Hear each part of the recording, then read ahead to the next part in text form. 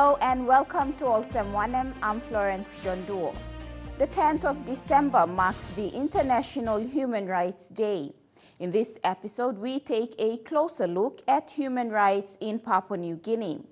In our first segment, we highlight some human rights violations, and we also discuss the various human rights that each and every individual has.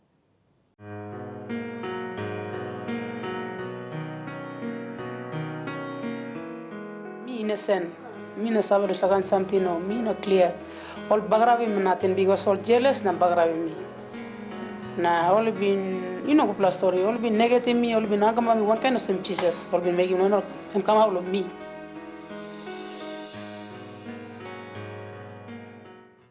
Sometimes a policeman will by bungi ol meri lo road or by check your bag blol time on looking mol condom or sapaiti mol na roni mol.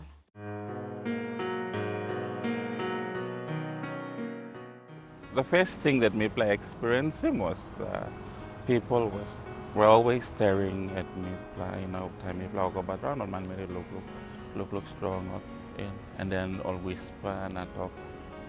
They make comments, mostly negative comments, and so time you likely get you have your parents to protect you, your mom and dad, and so most of the time you are under their care.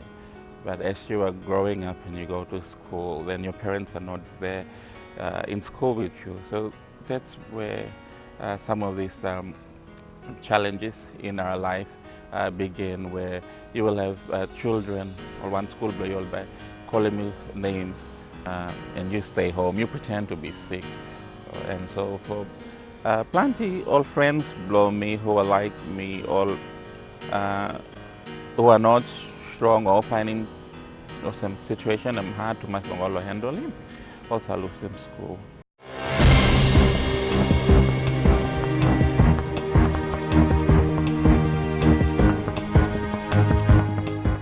Human rights violation is a serious issue in Papua New Guinea and around the world as well. But what is human rights? Do you know your rights? Henry is my name. I'm a solicitor here at PNG DLA, or PNG Development Law Association. Primarily what we do is we provide recognition and protection to mostly people living with HIV and AIDS. We kind of advocate for the HEMP Act, which is the HIV and AIDS Management and Prevention Act. We also provide free legal services to victims of any form of violence. And in that we advocate for the newly passed law, which is the Family Protection Act. And that act now criminalizes any form of violence, or domestic violence. Previously, if you report a domestic violence at the police station, they tell you to go back and resolve it at home because it's a domestic thing. But now it's a criminal offense if you come across a form of domestic violence. It's a criminal offense under the Family Protection Act. Human rights generally is a term that describes what you are entitled to, what you're allowed to do, to be, and to have, just simply by being human. So that means an everyday thing. You're entitled to food on the table, you're entitled to shelter, you're entitled to an education, basic health services. Yeah. My name is Patrick Castellan. I'm a human rights advisor working here in Papua New Guinea with the United Nations. So I represent the Office of the High Commissioner for Human Rights, and I work very close here with a resident coordinator of the UN and the other colleagues of the other agencies. The fundamental human rights. All of us have human rights, are entitled to human rights. Human rights are something that are inherent to the human beings. We tend to categorize human rights in civil and political rights. For example, think about the right to life, the right to vote, the right to be equal in front of the law. We talked also about economic, social and cultural rights, the right to education, the right to work, the right to have an adequate standard of living. So these are some of the human rights I may think about that are very fundamental, very important. Now I mention these two main categories because also it will be, we are talking about the Human Rights Day, and this year particularly we will also celebrate the two main human rights treaties that talk about these two types of rights. After the break, we highlight articles of the Universal Declaration of Human Rights.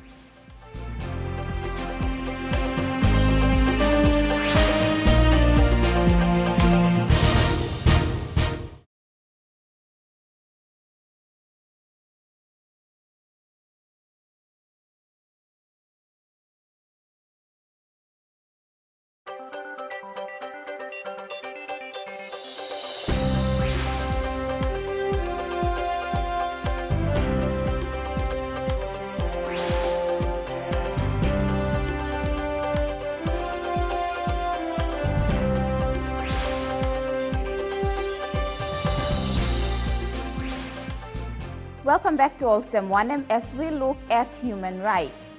Now here in Papua New Guinea, there is still much need for awareness on human rights. In this segment, we look at some of the articles in the Universal Declaration of Human Rights, as well as how you can report a human right violation.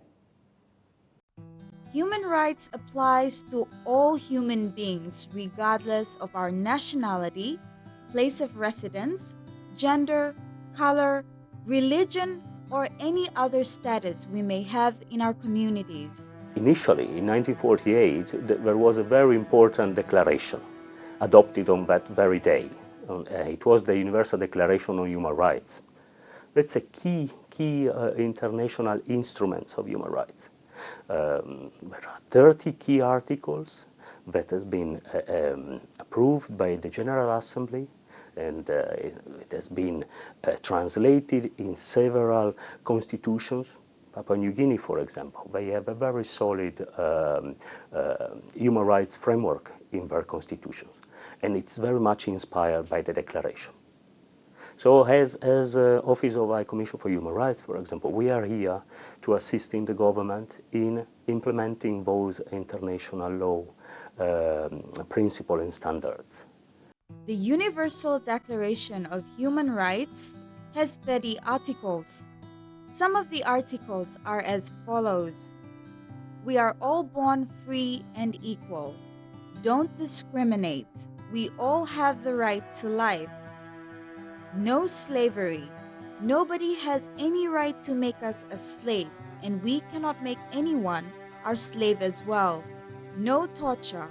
Nobody has any right to hurt you or torture you.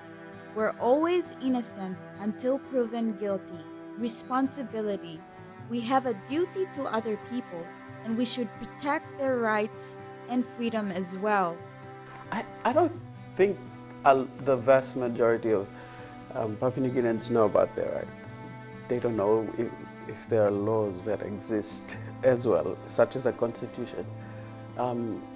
Our societies, we have our own interpretation of what law is, which is our customs and traditions. So, and that's the rule of law in the area.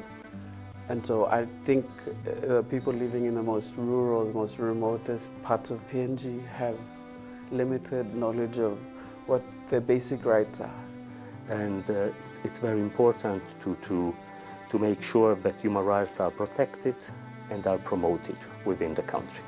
There are key departments we are working with that are working daily on these issues.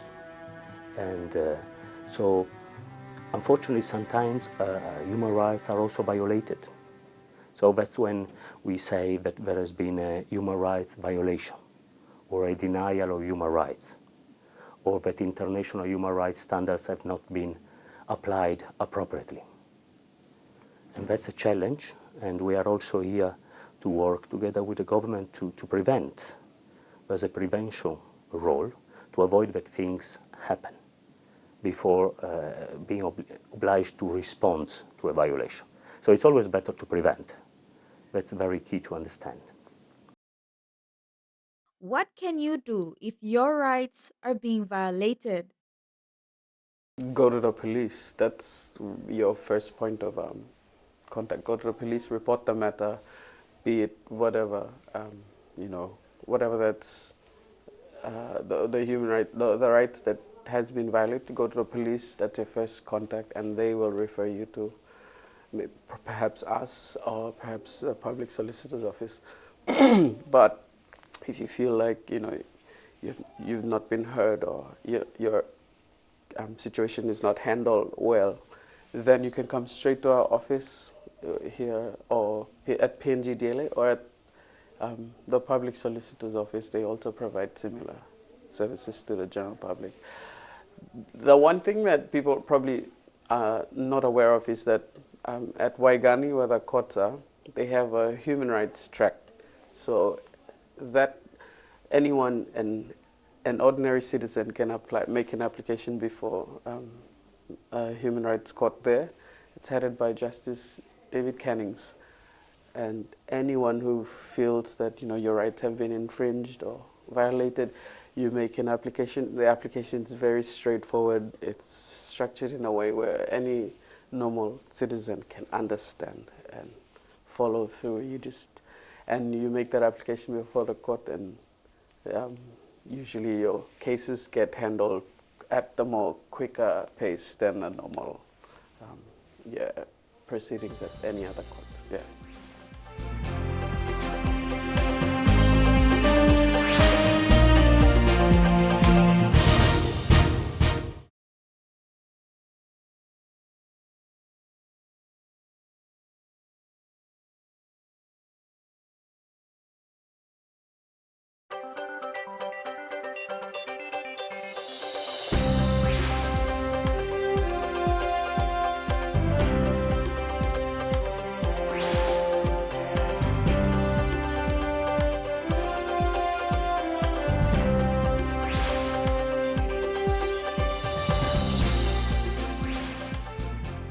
Welcome back. In this segment, we highlight some organizations that are working to combat human trafficking and smuggling. Human trafficking is a global issue and it is happening in Papua New Guinea. My name is Joseph Ferrius. I work for international organization. Human trafficking involves the recruitment, transportation, harboring, or transfer of persons through the means of force, threat, coercion, deception, or force, or the giving or receiving of payments, or to have control over another person for the purpose of exploitation. And this exploitation can include prostitution, sexual exploitation, domestic servitude, and other forms of slavery. For smuggling, it is organized illegal crossing over an international border, and it is a crime against the state because you are crossing a border without proper documents. Basically, these two issues, they're quite different, but they can link in some sense. My name is Limawali Yalapan, and I'm a lawyer with the Department of Justice and Attorney General. And at the Department of Justice, we deal with community issues. People smuggling and human trafficking are both like community issues that the department works closely with, and with other stakeholders such as law enforcement agencies, and IOM to like combat. General misconception that people have about human trafficking is that it's like an international transboundary sort of issue, but it can happen domestically, like within PNG. For instance, a person can be taken from their home province to a different province and they can be exploited there. And it can also happen like internationally, like for instance, these issues that we've had of people like bringing in others who are of foreign like nationalities and then exploiting them in PNG, or taking out a Papua New Guinean to another country and exploiting them. In terms of people smuggling, it does occur in PNG, and I think we've seen instances of that. Some cultural practices in Papua New Guinea can be categorized as human trafficking. Some of our culture, it's sort of quite links to human trafficking. When we look at bright price systems, there's sometimes where people think that because they have made a bright price, they take ownership or take control of that particular woman, so they can do anything they want to do. Maybe the parents have now got a larger amount of bright price, so when they want to lay complaints, they will have to say no.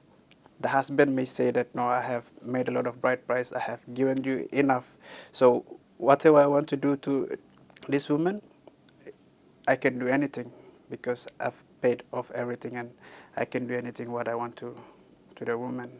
And there's some practices where our friends from in the Highlands region where there's this practice of compensation payment to settle some, let's say, tribal conflicts. It's more or less related to gender-based violence because, say, like for family and sexual violence, you may be thinking that it's just gender-based violence, but someone may have like sort of married an underage woman and she's not doing what is required, and then she's getting some bit of beating and abuse and all these sort of things. So it can be referred to as gender-based violence, but if you carefully look at that in terms of trafficking, there's some elements present in there where you can easily say that it's a trafficking case. What does the law in PNG say about human trafficking? It's already it's an amendment that has been made to an existing legislation called the Criminal Code. So basically the Criminal Code contains like a series of criminal offenses, or the majority of criminal offenses in PNG. So in 2014, through Amendment number 30 of 2014, changes were made to the Criminal Code to criminalize both human trafficking and people smuggling. So both those offenses are actually now part of the Criminal Code. When the victim dies, while as a result of that exploitation or the trafficking, then the offender is liable to life in prison. Yeah.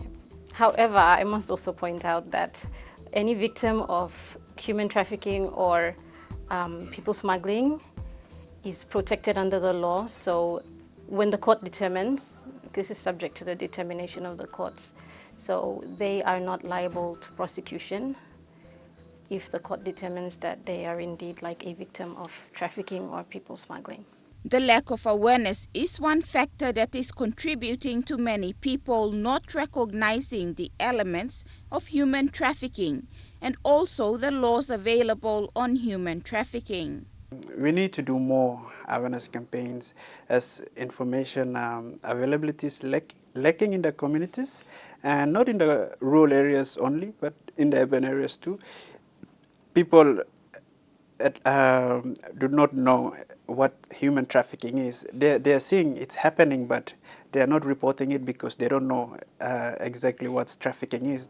However, we just need to refine the mechanisms that we have in place. Perhaps if more people were aware of the laws that we had, then they would go to the appropriate authorities such as police, or if it's a trafficking offense and they can't go to the police, and call the human trafficking hotline that IOM mans. And then perhaps we could have more cases reported, and then prosecution would happen because then offenders would be arrested. The theme for this year's 2015's Human Rights Day celebration is our rights, our freedoms always, and it's basically a celebration of the essential rights and freedoms and privileges that we all have as people. So while we're celebrating this, we're also trying to think of those that may not necessarily have those freedoms. That's the day where we at least remember that every human being is equal and we need to be treated equally.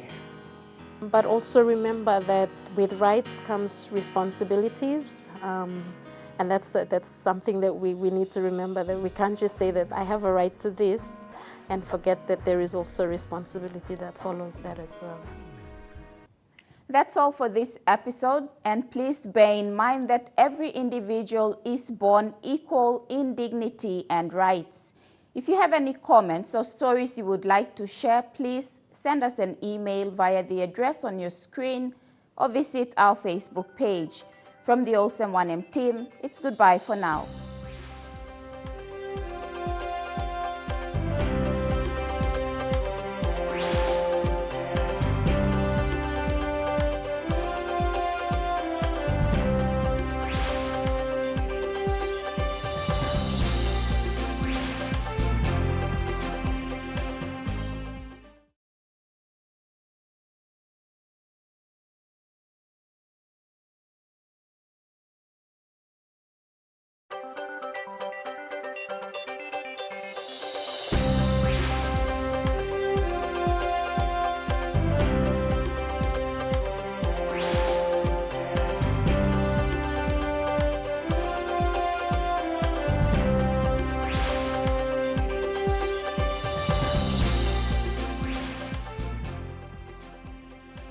You're watching Olsem Wanem.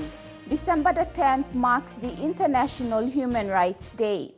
Everyone has rights, and we also have the responsibility to protect the rights and freedom of others. This includes people living with disabilities.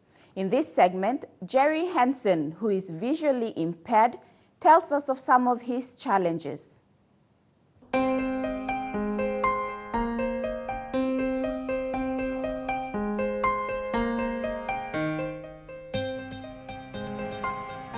My name is Jerry Hansen, and I am from the East Sepik province. I'll be talking about the rights of persons with disability and the challenges that we, persons with disability, face, every day. The government has already they have already ratified the Disability Convention, or the Convention on the Rights of Persons with Disability under the Universal Declaration of Human Rights. And the Disability Convention is one of the human rights treaties. And we've got the 8 principles. And some of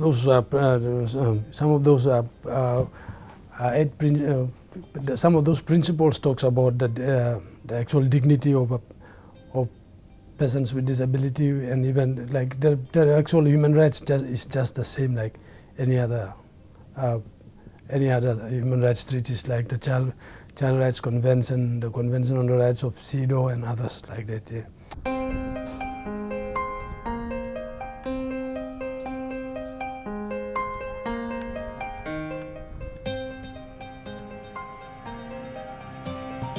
Especially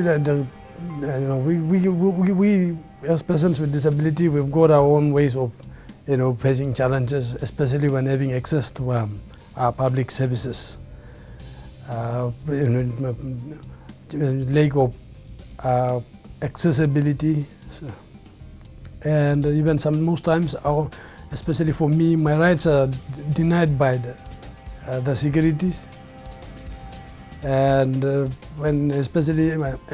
also when having access to public services like banks, actually some ATM machines are not designed in Braille. The post office boxes, when trying to open the post office box, it has to be designed in Braille, where I have to fill actually like a Braille writing on. Where it has my names. Those are the types of, those are the challenges that we face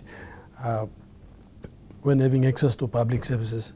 Now, there are certain departments or government and private institutions which need to, at least look at disability, the rights of persons with disability. Most times, like, I also face challenges when traveling on public buses, but not when I used to push down by, public, and not only me, but there are other disabled people or my other disabled colleagues who are using wheelchairs, that are not able to get on public buses like this.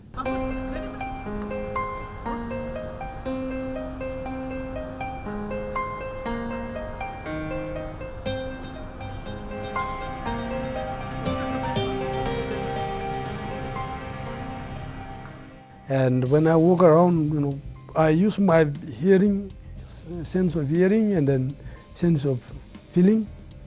So when I walk, like, I step my feet on the ground to listen to echoes, and then even I click my fingers to listen to echoes, and then the sound gives locations. At the same time, like, I hear people give directions, or like I hear people walking, so that I know that this is the way here. But it would be very challenging if I go to a new place, and then that's when it takes time for me to, need people. It takes time for me, so I need people to, give me, take me around as an orientation and all that. when, you know, after when being an advocate and, you know, after gaining recognition and being recognized by people, you know, when after people seeing my potential, when people tell me like, you are blind, you know, that's where every day when, yeah, that's when it hurts me, you know, and which I don't feel good. Even I turn back and then start talking to people. Or like when people said, oh, you have to come with a guardian. We can't let you in, you know. Those and that's one of those are examples.